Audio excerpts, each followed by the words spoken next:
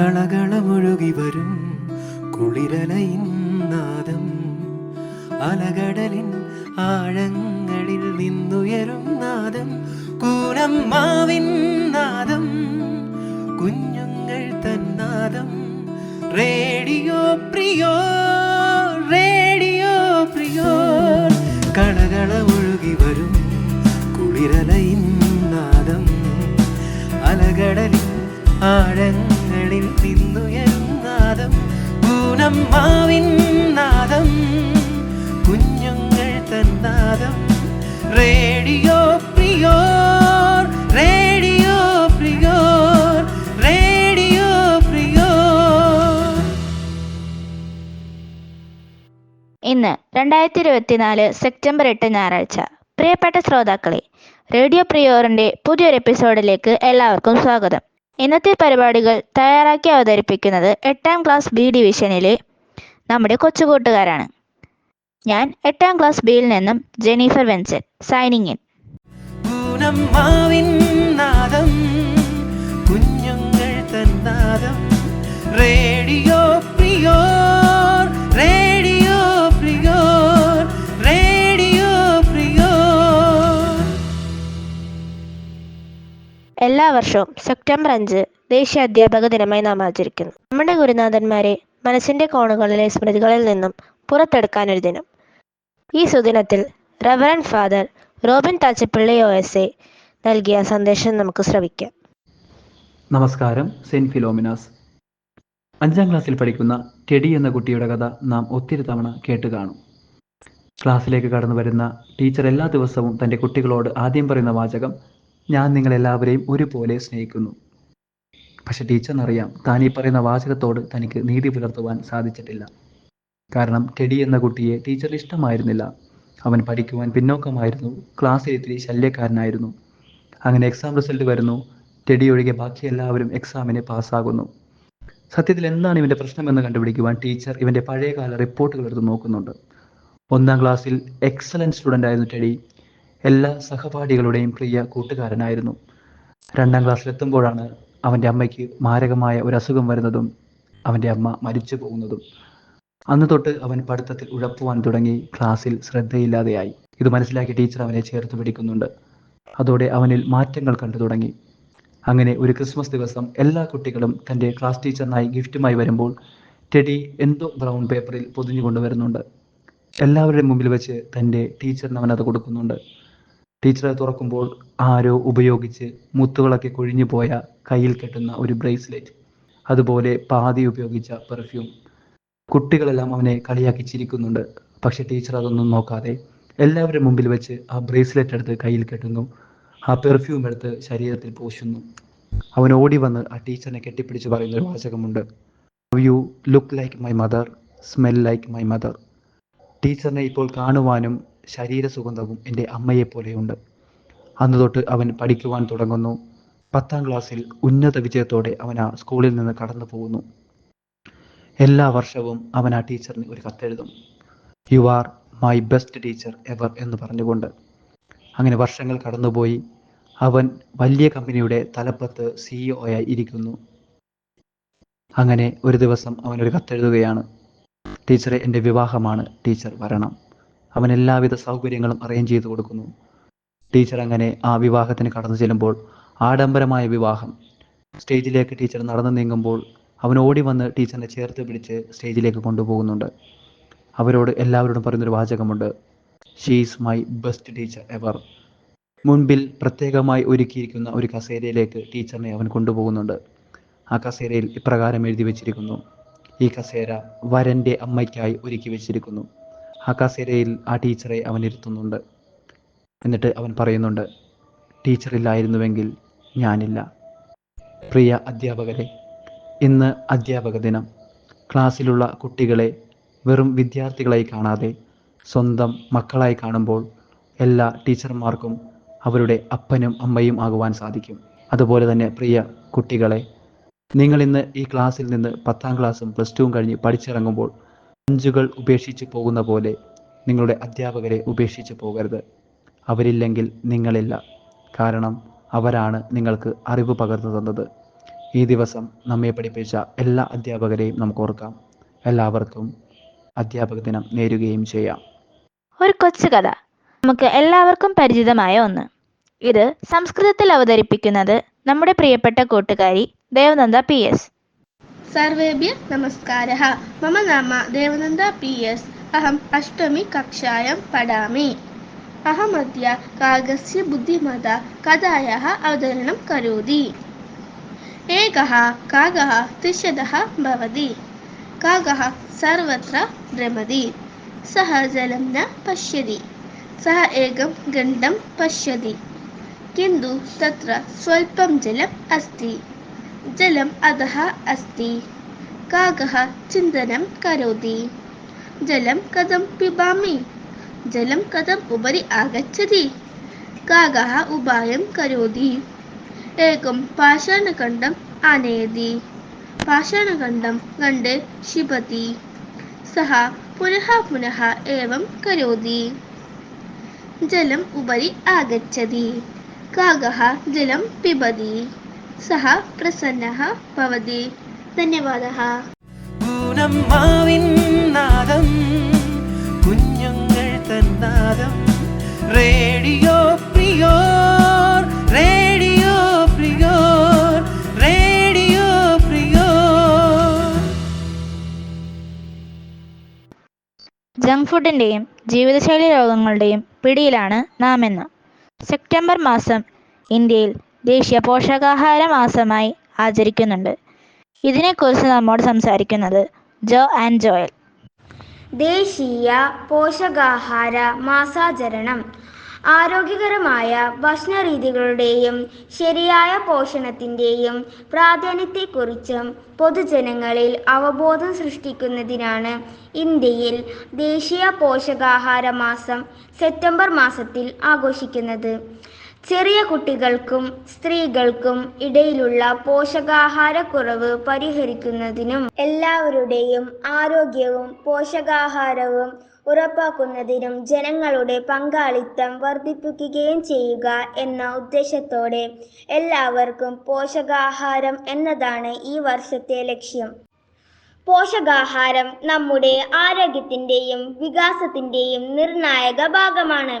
പോഷകാഹാരക്കുറവ് ഏത് രൂപത്തിലും മനുഷ്യൻ്റെ ആരോഗ്യത്തിന് ഭീഷണിയാണ്. പോഷകാഹാരക്കുറവും അമിതഭാരവും ഉൾപ്പെടുന്ന പോഷകാഹാരക്കുറവിൻ്റെ ഇരട്ടഭാരം ഇന്ന് ലോകം അഭിമുഖീകരിക്കുന്നു. ആയതിനാൽ നാം ഓരോരുത്തരും നമ്മുടെ ഭക്ഷണക്രമം ആരോഗ്യകരമാക്കാൻ കൂടുതൽ ശ്രദ്ധ ചെലുത്തേണ്ടിയിരിക്കുന്നു. ആരോഗ്യകരമായ ഭക്ഷണക്രമം പിന്തുടരാനുള്ള ഏറ്റവും എളുപ്പമാർഗം ഒരു വ്യക്തിയുടെ എല്ലാ പോഷകാവശ്യങ്ങളും നിറവേറ്റുന്ന സമീകൃത ആഹാരം കഴിക്കുക എന്നതാണ്.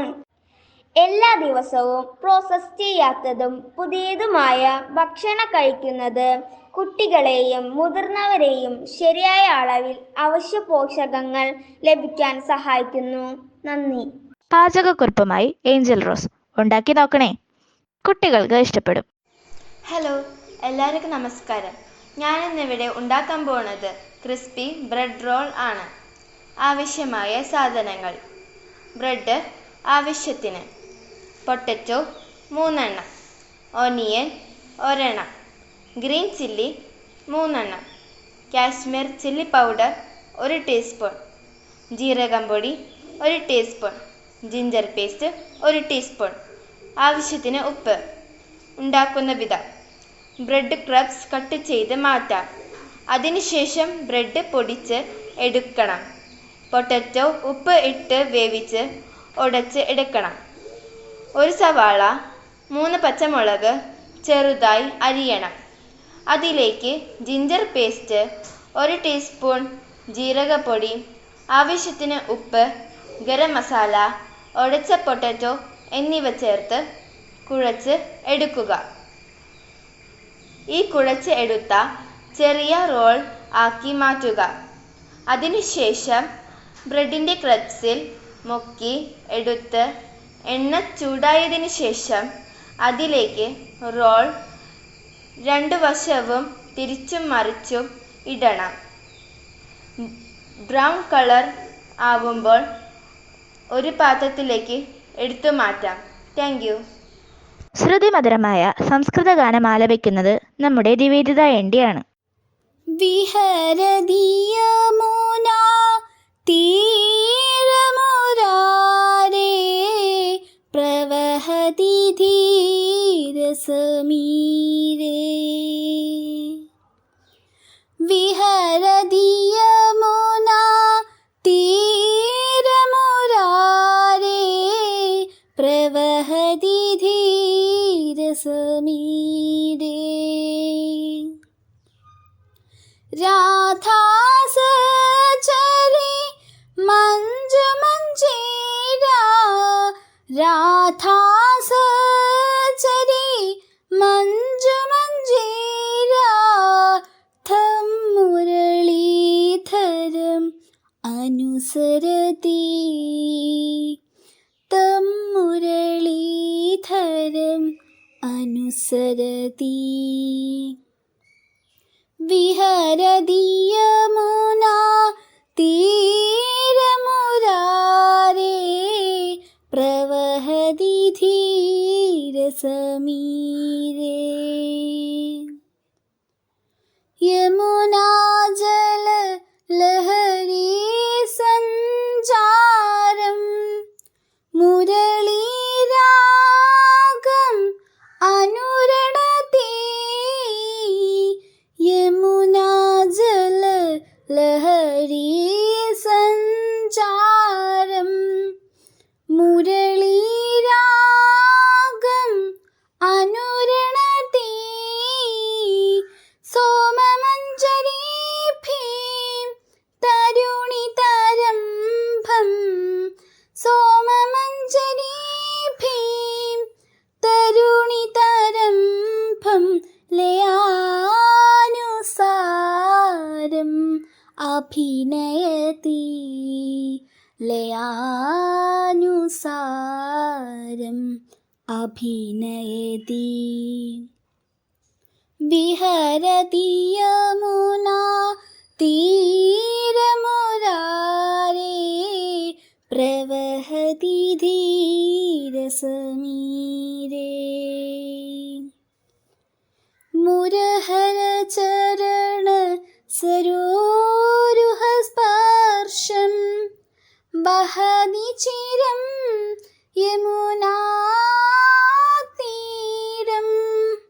മുരഹര ചരണ സരോരുഹ സ്പർശം വഹതി ചിരം യമുനാ തീരം. നാസ്തത്ഭാഗ്യം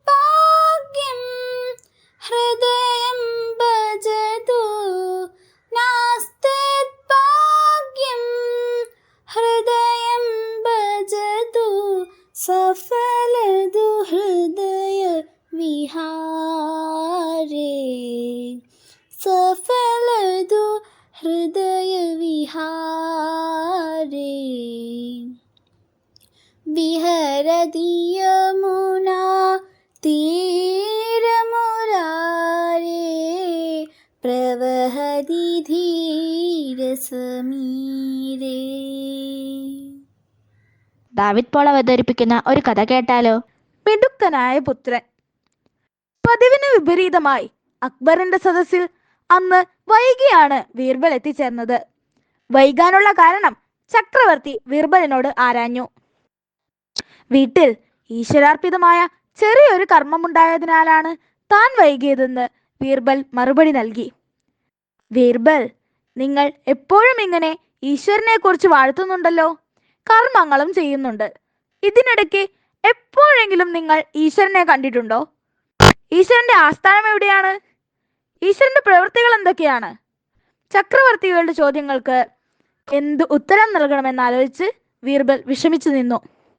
അത് മനസ്സിലാക്കിക്കൊണ്ട് ചക്രവർത്തി തുടർന്നു. വിഷമിക്കേണ്ട, നാളത്തെ സദസ്സിൽ പറഞ്ഞാൽ മതി. പക്ഷേ ഒരു കാര്യം, എൻ്റെ ചോദ്യങ്ങൾക്ക് ശരിയായ ഉത്തരം നാളെ നൽകാതിരുന്നാൽ നിങ്ങൾ പിന്നീട് ഒരിക്കലും ഈശ്വരനെ പറ്റി സങ്കല്പിക്കുക പോലുമില്ലെന്ന് എന്നോട് സമ്മതിക്കണം. അന്ന് വളരെ വിഷമിച്ചാണ് ബീർബൽ വീട്ടിലെത്തിയത്. ശരിക്കും ഉത്തരം കിട്ടാത്ത ചോദ്യങ്ങൾ, ഉത്തരം നൽകിയില്ലെങ്കിൽ വരാനിരിക്കുന്ന ഭവിഷ്യത്തുകൾ. ബീർബലിന് തീരെ മനസ്സമാധാനമില്ലാതായി. വേദപാഠങ്ങൾ ഉരുവിടുന്ന മകൻ അച്ഛൻ്റെ അവശതയ്ക്ക് കാരണമാരാഞ്ഞു. ഉത്തരം മുട്ടിക്കുന്ന ചോദ്യങ്ങൾ അവൻ മനസ്സിലാക്കി. അല്പനേരം ആലോചിച്ച ശേഷം കുട്ടി ബീർബലിനോട് പറഞ്ഞു, അച്ഛൻ വിഷമിക്കാതിരിക്കൂ. ചക്രവർത്തിയുടെ ചോദ്യങ്ങൾക്കുള്ള ഉത്തരം ഞാൻ തന്നെ അദ്ദേഹത്തിന് നൽകിക്കൊള്ളാം. മകന്റെ ബുദ്ധിശക്തിയിൽ വിശ്വാസമുണ്ടായിരുന്ന ബീർബൽ അവന് മൗനസമ്മതം നൽകി. നേരം പുലർന്നു. പ്രഭാതകൃത്യങ്ങൾക്ക് ശേഷം ബീർബലും മകനും രാജസദസ്സിലെത്തി. അവരെ കണ്ട ഉടൻ ചക്രവർത്തി ചോദിച്ചു, എന്താ ബീർബൽ, എൻ്റെ ചോദ്യങ്ങൾക്ക് ഉത്തരമായോ? പ്രഭു, അങ്ങയുടെ ചോദ്യങ്ങൾക്കുള്ള ഉത്തരം എനിക്ക് കണ്ടുപിടിക്കാൻ കഴിഞ്ഞില്ല. എങ്കിലും ആ ചോദ്യങ്ങൾക്കുള്ള ഉത്തരം എൻ്റെ മകൻ നൽകാമെന്നാണ് പറയുന്നത്. ബീർബലിന്റെ വാക്കുകൾ കേട്ട ചക്രവർത്തി ആ കുട്ടിയോട് ചോദിച്ചു,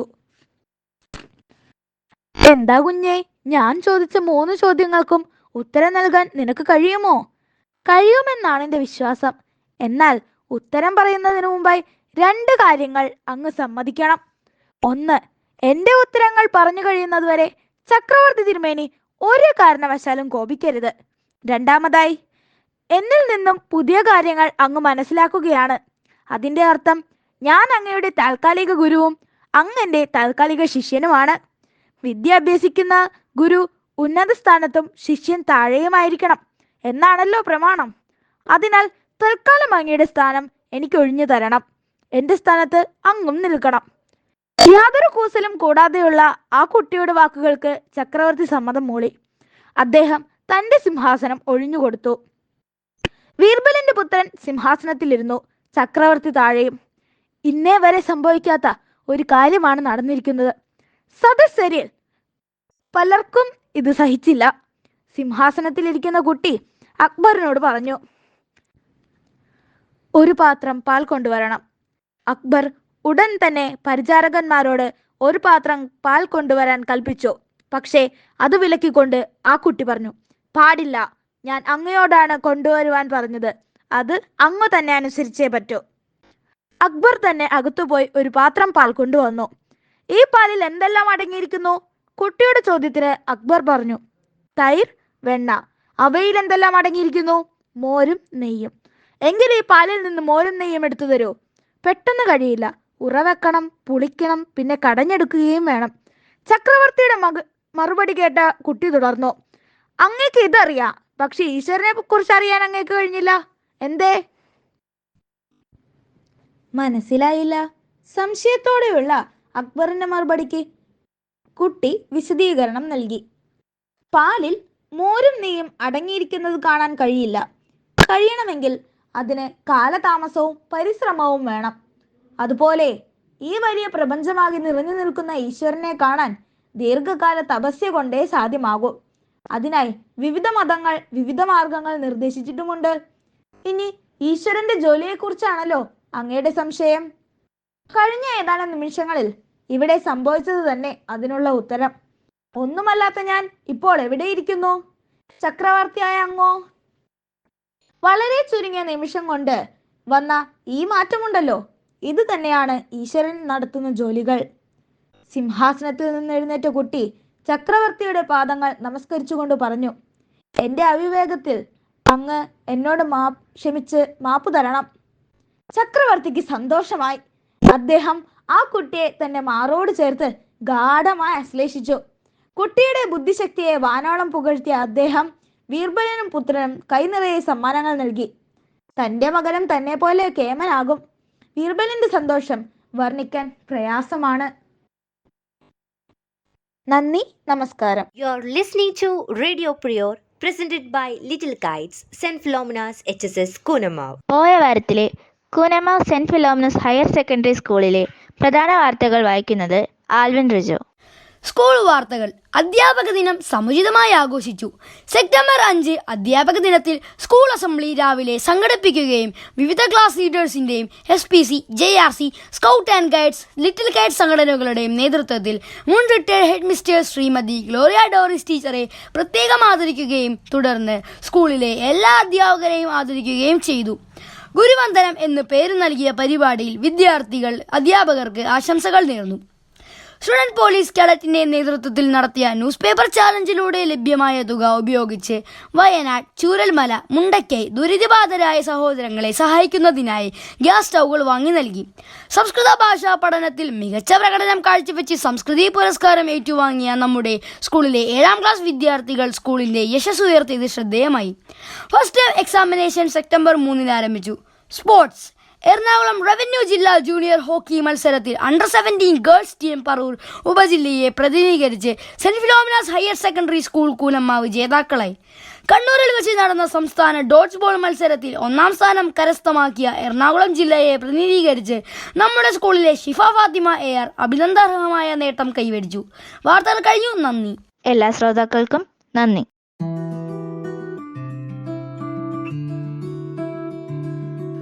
കളകളമൊഴുകി വരും കുളിരലയിൻ നാദം, അലകടലിൻ ആഴങ്ങളിൽ നിന്നുയരും നാദം, കൂനമ്മാവിൻ നാദം, കുഞ്ഞുങ്ങൾ തന്നാദം. Radio prior, radio prior.